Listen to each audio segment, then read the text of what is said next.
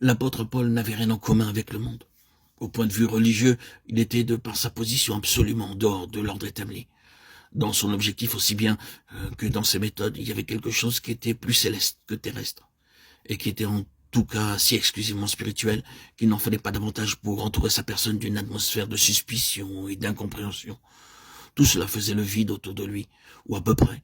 Pour un serviteur de Dieu, avoir des relations avec Paul, c'était compromettre son influence, faire naître toutes sortes de questions dans son entourage. C'est presque se mettre à l'index. Car l'opprobre qui s'attachait à la personne du prisonnier rejaillissait nécessairement sur ceux qui avaient le courage de le visiter. S'ils avaient une charge dans l'église, ils pouvaient craindre que cela ne leur fasse du tort. Les auditeurs seraient prévenus. Ne valait-il pas mieux s'abstenir? Le problème, en tout cas, était clairement posé. S'ils avaient dans leur cœur la moindre attache pour le monde, aucune hésitation n'était possible. Comment y tenir en présence d'un homme aussi absolu? La seule chose qu'ils avaient à faire, c'était d'abandonner Paul à ses croyances, se détourner de cette pierre d'achoppement qui est toujours la croix dans la vie d'un saint, et faire leur rentrée dans le monde. Ainsi fit Démas.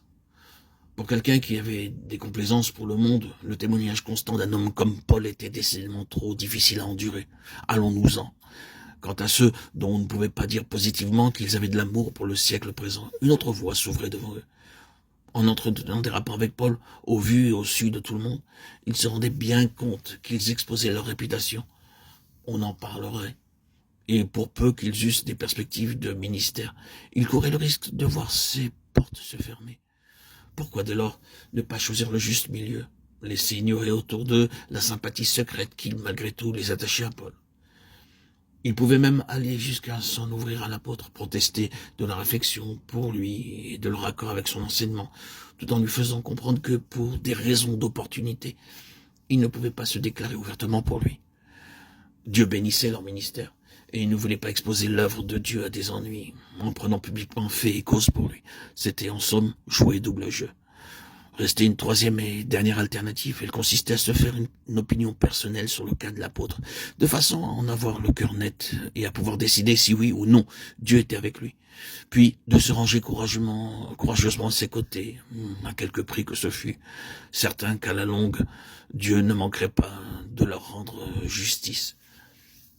Une telle attitude ne saurait compromettre longtemps un vrai ministre de l'Évangile, car quand on tient son mandat de Dieu, il n'est aucune puissance, qu'elle soit terrestre ou satanique, qui puisse faire obstacle à l'accomplissement de notre tâche. Dieu y veille. C'est lui qui règne. Une fois que c'est fermé, la dernière porte sur laquelle les hommes pouvaient avoir une action, Dieu en ouvre d'autres. Et celles-là, personne ne peut les fermer. C'est cette attitude-là que prit Timothée. Quel est le verdict du temps? Pour nous, qui avons 21 siècles de recul, poser la question, c'est la résoudre. Quant à Démas, quelque tragique que soit la réponse à donner en ce qui le concerne, son attitude avait au moins le mérite de la franchise. On ne saurait en dire autant de ceux qui prirent le moyen terme. À l'heure actuelle, bon nombre d'enfants de Dieu se trouvent obligés de choisir entre l'un ou l'autre de ces trois chemins. La partie qui se joue pour beaucoup d'entre eux est la suivante. Vont-ils biaiser avec leurs relations et faire un compromis avec la lumière afin de conserver leur prestige, ou bien vont-ils payer à la vérité le prix qu'elle exige, accepter de tout perdre et se placer ainsi au bénéfice des ressources éternelles de Dieu? Si oui, l'universel antagonisme des hommes et des démons ne pourra rien contre leur attitude. Le verdict du temps, à défaut d'autres, attestera qu'elle était bien de Dieu. Et elle portera des fruits éternels.